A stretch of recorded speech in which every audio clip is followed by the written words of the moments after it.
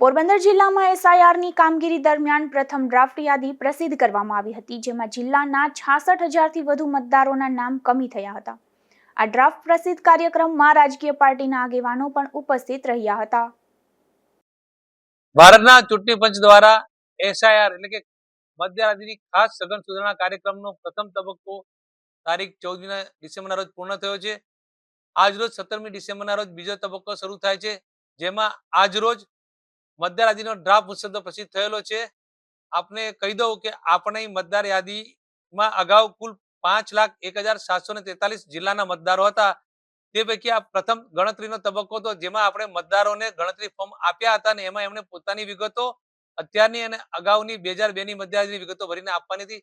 તે પૈકી આપણી પાસે 4,34,943 ફોર્મ આપણી પાસે રજૂ થઈ ગયા છે, જેમાંથી 28,129 ફોર્મ એવા છે જેમાં 2002ની મતદાર યાદી સાથેનું મેપિંગ એમનું થઈ શક્યું નથી, પણ એમનો પણ નામ અત્યારે આવી ગયા છે। આ જે 28,129 મતદારો છે જેમનું મેપિંગ નથી, તેઓને અમે નોટિસ આપીને 2002ની મતદાર યાદીમાં એમના નામ અથવા તો એમના માતા પિતા કે દાદા દાદીના નામ માટેના જરૂરી આધાર પુરાવા રજૂ કરવાની તક આપીએ છીએ, જેથી કરીને મતદાર યાદીની આખરી પ્રસિદ્ધિમાં એમના નામ કાયમ માટે ચાલુ રહે। આ ઉપરાંત 66,800 મતદારો આપણા જિલ્લાના એવા મળ્યા છે કે જેઓને મતદાર યાદીના ભાગરૂપે બીએલઓ એમના ઘરે જઈને મળવા ગયા ત્યારે તેઓ મળી આવ્યા નથી, અથવા કોઈ કિસ્સામાં એમને મળી આવ્યા અને એમને ફોર્મ આપણે રજૂ કર્યા હોય પણ પરત એમને વિગતો ભરીને આપણને ફોર્મ આપ્યા નથી। આવા 66,800 મતદારો છે જે હાલ આજરોજ પ્રસિદ્ધ થયેલી ડ્રાફ્ટ મતદાર યાદીમાં તેમના નામ સમાવેશ થયેલો નથી, તો બીજી રીતે કહી તો એ લોકોના નામ કમી થયા છે। આ 66,800 મતદારોને હું આ મીડિયા થકી વિનંતી કરું છું કે જો આપ ખરેખર આ જિલ્લાની 83 પોરબંદર તથા 84 કુતિયાણા વિધાનસભાના મતદાર તરીકે લાયકાત ધરાવતા હોય, એટલે કે અહીંયા સામાન્ય રીતે રહેતા હો, 18 વર્ષથી વધારે આપની ઉંમર હોય અને આપ ભારતના નાગરિકો, તો આપ ફોર્મ નંબર 6 ભરીને એની સાથે જરૂરી આધારો રજૂ કરીને પણ આપનું નામ મતદાર યાદીમાં સમાવેશ કરી શકો છો। આપના આવા ભરેલા ફોર્મની ચકાસણી થઈ અને યોગ્ય જણાશે તો આખરી મતદાર યાદીમાં આપનું નામ પ્રસિદ્ધ થઈ જશે।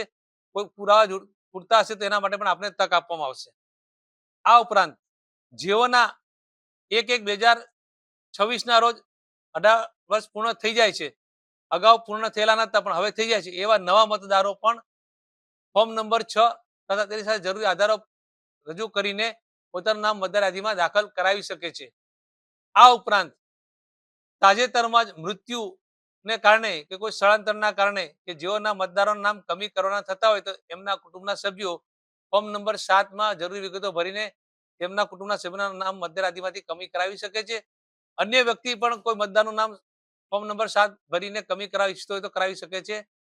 કોઈ મતદારના નામમાં કે એડ્રેસમાં કંઈ ભૂલ હોય, એપિક નંબરમાં ભૂલ હોય, અથવા તો મતદારે તાજેતરમાં જ બીજી જગ્યાએ સ્થળાંતર કર્યું હોય તો એ પોતાનું એડ્રેસ ફેરવવા માંગતા હોય, એક બીજા બૂથમાં જવા માંગતા હોય, તો એવો પણ આવા તમામ મતદારો ફોર્મ નંબર 8 ભરીને પોતાના મતદાર યાદીના નામમાં આવા સુધારા કરાવી શકે છે।